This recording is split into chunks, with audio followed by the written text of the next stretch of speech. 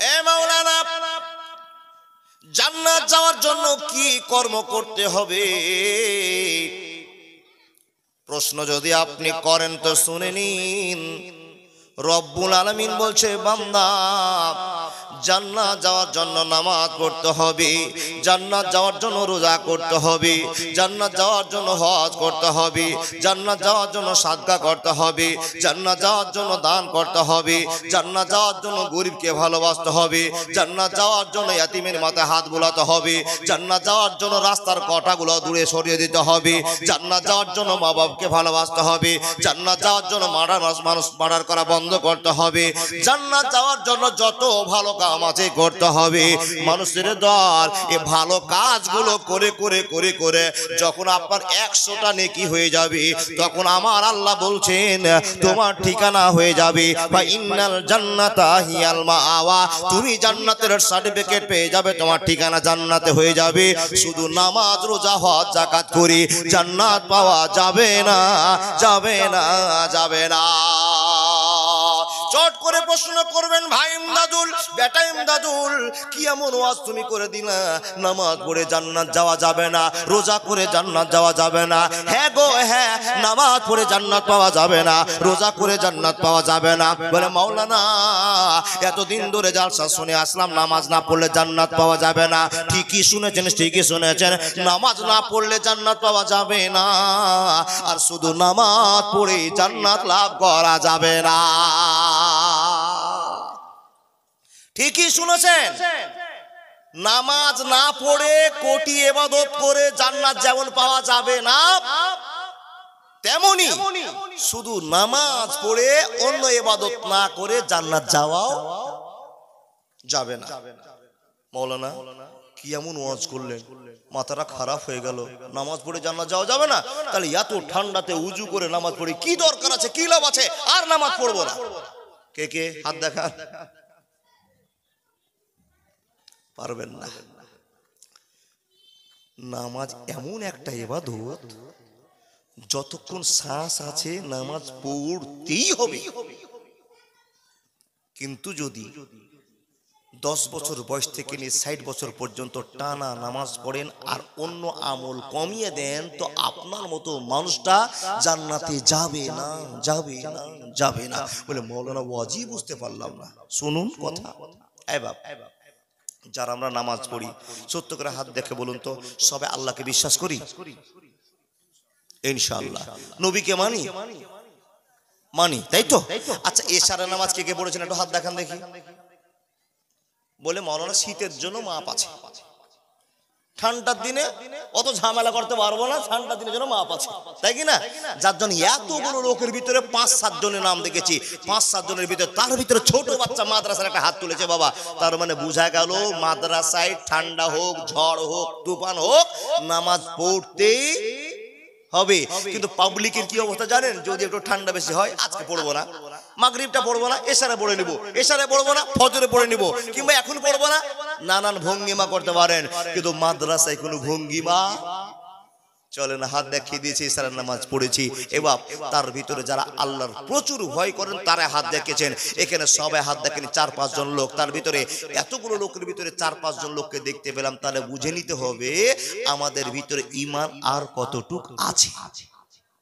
যারা নামাজ পড়েন বা মসজিদে নামাজ পড়তে গেলেন, নামাজ পড়তে গিয়ে তাকবীরে তাহারিমা থেকে নিয়ে সুন্নাত নফল যত রকমের দোয়া দুরুজ করতে একটা মানুষ 15 মিনিট কমপক্ষে টাইম কাটায় না? তো 10 মিনিট 15 মিনিট করে 5 বার মসজিদে মানুষ টাইম কাটায় গোটা 24 ঘন্টাতে। যারা নামাজ পড়ে তাদের জন্য বলছি। আপনি যদি বলেন মাওলানা নামাজ পড়ে জান্নাত পাওয়া যাবে না, এটা কেমন কথা আপনি বলছেন? তো আপনাকে বুঝাই গো বাপ, একটুখানি বুঝে নেন আগে কথাটা, তারপরে ওয়াজ শুনিয়ে। মসজিদে ঢুকেছেন, সুন্নাত পড়লেন, দোয়া করলেন, তাকবীরে তাহরিমা হলো, ফজর নামাজ পড়লেন, ফরজ পড়ার পরে আবার 2 রাকাত 4 রাকাত সুন্নাত পড়লেন, আবার দোয়া করলেন, বসে বসে তাসবিহ তাহলিল করলেন, কুল হু আল্লাহু আহাদ আল্লাহুস সামাদ, আপনি 3টা সূরা তেলাওয়াত করলেন, অনেক কিছু করলেন। একটা মানুষ মসজিদে ঢুকে মোটামুটি 15 মিনিট কাটাতে পারে, 10 মিনিট কাটাতে পারে, 20 মিনিট কাটাতে পারে। আমি সব হিসাব বাদ দিয়ে একটা হিসাব আপনাকে বুঝাই। এবার একটা মানুষ 24 ঘন্টার জিন্দেগিতে নামাজ পড়তে গিয়ে সময়টা মসজিদে কাটায় 1.5 ঘন্টা। 1.5 ঘন্টা 24 ঘন্টায় তাহলে কতটি ইবাদত করলাম? একটু হুহা করুন। 1.5 ঘন্টা। সারা 24 ঘন্টায় 1.5 ঘন্টা আল্লাহকে ডাকলাম। এবার 1.5 ঘন্টার হিসাবটা আপনি করুন তো বাপ। 1.5 ঘন্টা সারা 24 ঘন্টাতে আল্লাহকে ডাকলাম, আর বাকি 22.5 ঘন্টা নিজের স্বার্থ সিদ্ধিতে কাটালাম। কথাটা ঠিক বললাম না? তাহলে 1.5 ঘন্টা হিসাব করুন। একদিনে যদি 1.5 ঘন্টা হয় তাহলে 1 মাসে কত ঘন্টা? 45 ঘন্টা। আচ্ছা, 1 মাসে যদি 45 ঘন্টা আমরা আল্লাহকে ডাকি, তাহলে বছরে কতটি ঘন্টা আল্লাহকে ডাকি? হিসাবটা করুন না, হিসাবটা করুন। টাইম নেই বাপ, শর্টকাট আপনাকে বলেছি। তাহলে একটা মানুষ প্রতি মাসে 45 ঘন্টা আল্লাহকে ডাকে, বাদ বাকি ঘন্টাগুলো নিজের স্বার্থ সিদ্ধির জন্য চলে যায়, পার হয়ে যায়। হ্যাঁ বাপ, একটা মানুষ গড়ে যদি 60 বছর জীবনকাল বাঁচে, তাহলে আপনাকে হিসাবটা দিয়ে যাচ্ছে, একটা মানুষ বছরে 540 ঘন্টা ইবাদত করে। একটা মানুষ 15 মিনিট করে নামাজ, রোজা, হজ, যাকাত করে ভালোবাসা দেখিয়ে বছরে 540 ঘন্টা নামাজে কাটায়, মসজিদে গিয়ে আল্লাহর ইবাদতে কাটায়। তাহলে যদি 540 ঘন্টা বছর হয়, তাহলে 60 বছর মানুষের গড় আয়ু। 60 বছরে কত ঘন্টা হলো গো বাপ? ক্যালকুলেশন করে দেখা গেল একটা মানুষ 32,400 ঘন্টা, 32,400 ঘন্টা মানুষটা আল্লাহর জন্য 60 বছরে মসজিদে কাটিয়েছে। এবার যোগ বিয়োগ করে দেখুন, 32,400 ঘন্টাকে দিন করুন, 32,400 ঘন্টাকে দিন করে মাত্র 1350 দিন হলো। কতদিন হলো? কতদিন হলো? 1350 দিন। এবার 1350 দিনকে ক্যালকুলেশন করে আপনি বছর করেন। বছর করে হিসাব করে দেখা গেল 3.5 বছরের কিছু বেশি একটা মানুষ 10 বছর থেকে যদি নামাজ শুরু করে দেয় 60 বছর পর্যন্ত, ফরজ হওয়া থেকে নিয়ে শেষ পর্যন্ত, তো একটা মানুষ সারা জীবনে 60 বছরে মাত্র 3.5 বছর নামাজ পড়লো। আচ্ছা, এবার আপনারা শিক্ষিত মানুষ, বলুন, আল্লাহ আপনাকে দুনিয়াতে পাঠিয়েছে ইবাদত বندگی করার জন্য, ভালো কাম করার জন্য।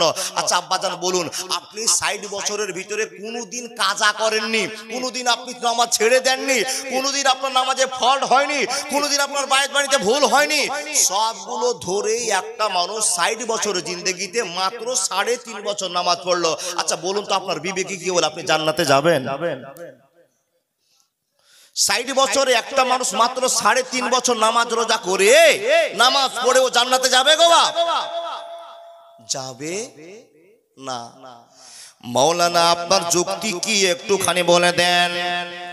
এ পৃথিবীর মানুষ শুনলেন 3.5 বছর নামাজ পড়ে জান্নাত পাওয়া যাবে না, একটি বছরে 1 মাস মাত্র রোজা করি, তাহলে একটা মানুষ যদি 60 বছর বাঁচে, তো একটা মানুষ 60 বছরে 60 মাস রোজা করেছে, এই মাসটাকে আপনি বছরে ফেলুন, এই মাসটাকে বছর করতে গিয়ে 5 12 কত কত গো?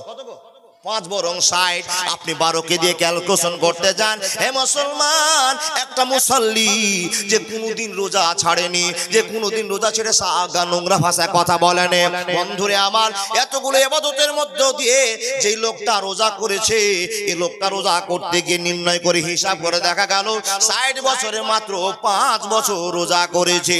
তাহলে 3.5 বছর নামাজ, 5 বছর রোজা, এটুকুই করে কি আমি জান্নাতে চলে যেতে পারবো?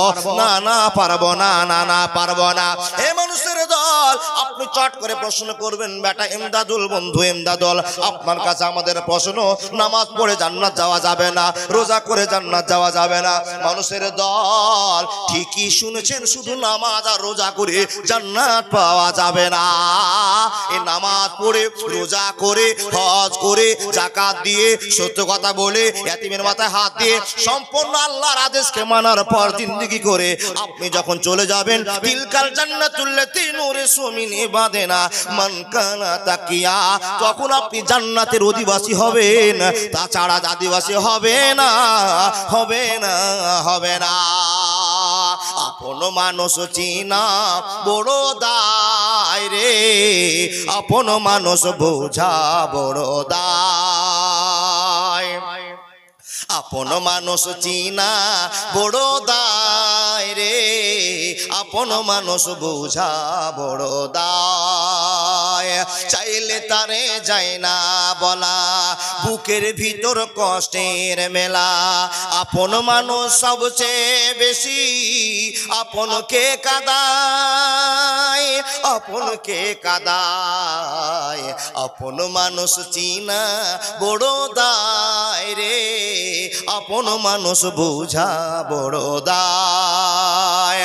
বাবুই পাখি ঘর বাঁধিলে হয় না ঘরে ঠায়, ঝড় বাদলে কাটায় রে সে ঘরের দরজায়, পারে না সে ছাড়তে মায়া, ছাড়ে না ঠিকানা, আমি হলাম পথের পথিক, সবই আমার জানা। সময় সুযোগ পেলে মানুষ আপনকে কাদায়, আপনকে কাদায়, আপন মানুষ চিনা বড় দায় রে, আপন মানুষ বোঝা বড় দায়। একবার জোরে বলুন না, নারায়ে তাকবীর। কি বুঝলেন? শুধু যদি নামাজ রোজা করে নিয়েছেন আপনি বড় মুসাল্লি, খবরদার ভুল করবেন না, জান্নাত যেতে পারবেন না, পারবেন না, পারবেন না। আমি আমার মুখ থেকে বলছি, নবীজির সুন্নাহ থেকে কথা আপনাকে বলছি, আল্লাহর কোরআন থেকে বলছি। এবার একটা যদি অপরাধ করেন তো একটার জন্য আপনাকে জাহান্নামে যেতে হবে। মাওলানা, তাহলে জান্নাত যাওয়ার জন্য কি কি কর্ম দরকার? জান্নাত যাওয়ার জন্য যেগুলো আপনি জানেন, কি নামাজ রোজা হজ যাকাত, এগুলো মূল ইবাদত করতেই হবে। তারপরে এডিশনাল আমল করতে হবে। এডিশনাল আমল কি? রাস্তায় একটা ইট পড়ে আছে, সরিয়ে দিতে হবে। এই বাড়িতে খাওয়ার নাই, খাওয়ার পাঠাতে হবে। একটা গরিব খেতে পাচ্ছে না, ছিঁড়া লুঙ্গি পড়ে আছে, সাহায্য করতে হবে। একটা বাচ্চা বসে আছে, মাথায় হাত বোলাতে হবে। পৃথিবীর যতগুলো আপনি জানেন যেগুলো ভালো কাজ, সবই করতে হবে, নাহলে জান্নাত যাওয়া যাবে না। এ বাপ, জান্নাতের আশা সবাই করি, কিন্তু আপনার কাছে আমার প্রশ্ন, আপনি এমন কি আমল করেছেন যে আপনি জান্নাতের আশা করে বসে আছেন? বলে মাওলানা আমি 5 ওয়াক্ত নামাজ পড়ি, একদম আমি কাজা করি না, মিস্টেক করি না, বলে আপনি জান্নাত পাবেন না। নামাজ পড়ি মাওলানা, কোনদিন দান করি না। নামাজ পড়ি মাওলানা, কোনদিন গরিবকে দেখি না। নামাজ পড়ি মাওলানা, কোনদিন বিধবার মাথায় আমি হাত দিই না। নামাজ পড়ি না মাওলানা, কোনদিন ইয়াতিমের মাথায় হাত বুলাই না। নামাজ পড়ি মাওলানা, কিন্তু এই সমস্ত ভালো কাজগুলো করি না। এ বাপ, আপনার জীবনে ভুল আছে, আপনার থিওরি ভুল, আপনার ইবাদত ভুল। এই ইবাদত করে জান্নাত পাওয়া যাবে না। নামাজ রোজা হজ যাকাত করবার পরে আল্লাহ পাক রব্বুল আলামিন বলছেন মেইন একটা কাজ আছে, সেটা হলো দান করা। এটা হলো একটা পাওয়ারফুল ইবাদত, পাওয়ারফুল ইবাদত। আপনাকে বুঝাতে আরম্ভ করলাম, দান যে এত করছি, যত জায়গায় জালসা হচ্ছে 10 লাখ 15 লাখ 20 লাখ 30 লাখ 40 লাখ পর্যন্ত জালসা কালেকশন দিচ্ছে, সবই মুসলমান। মাওলানা দান করে এত কি লাভ আছে যে আপনি দান সম্পর্কে বলতে আরম্ভ করেছেন? এ বাপ, শুধু আল্লাহকে আপনি ভালোবাসা দেখাবেন, আল্লাহ আপনাকে ভালোবাসা দেখিয়ে দিবে। কি ভালোবাসা? ওয়াজ শুনুন। দান করে লাভ কি? রব্বুল আলামিন বলছেন, মান জাআ বিল হাসানাতি ফালাহু আসরু আমসালিহা। যে ব্যক্তি আল্লাহর ভয়ে আল্লাহকে খুশি করার জন্য, মাবুদকে ভালোবাসা দেখার জন্য নিজের কামাই করা টাকা, রক্ত ঝরা টাকা, অনেক কষ্টের টাকা, 100 টাকা মাদ্রাসায় দিবে, 100 টাকা মসজিদে দিবে, 100 টাকা বিধবাকে দিবে, 100 টাকা ফকিরকে দিবে। হে মুসলমানের দল, আল্লাহ পাক রব্বুল আলামিন বলছে, বান্দারে যখন তুমি নামাজ পড়বে, রোজা করবে, হজ করবে, যাকাত দিবে, শক্তি মোতাবেক তুমি ইবাদত করবে, আর করার পর যখন তোমার মনে চাইবে এই গরিবটাকে 50 টাকা দিতে হবে, ইয়াতিমটাকে 10 টাকা দিতে হবে, এই মানুষের দল এই কর্মটা আপনার জীবনের কতটা উন্নত করে দিবে। মানুষের দল একবার ভালো করে বোঝার চেষ্টা করুন। মানুষকে রব্বুল আলামিন লক্ষ্য করে বলছেন, মান জাবিল হাসানাতে ফালাহু আসরু আমসালেহা। মানুষরে শুনে নাও, 1 টাকা যদি মাদ্রাসায় দান করে দাও, 1 টাকা যদি মসজিদকে দান করে দাও, কত লাভ হবে কান খুলে শুনে নাও। হে বান্দা তুমি বুঝে নাও, 1 টাকা যদি তুমি দুনিয়াতে কাউকে দেখে আমার ভালোবাসাকে কবজা করে নিতে পারো, আমি আল্লাহ তোমাকে 1 টাকার বিনিময়ে 10 টাকা পরিয়ে দিব। অসুবিধা হবে না, হবে না, হবে না। যদি তুমি আমাকে 100 টাকা দাও, আমি আল্লাহ তোমাকে 1000 টাকা ফিরিয়ে দিব। যদি তুমি আমাকে 1000 টাকা দাও, আমি আল্লাহ 10,000 টাকা ফিরিয়ে দিব। আমাকে যদি তুমি 10,000 টাকা দাও, আমি আল্লাহ তোমাকে দুনিয়াতে 1 লাখ টাকা ফিরিয়ে দিব।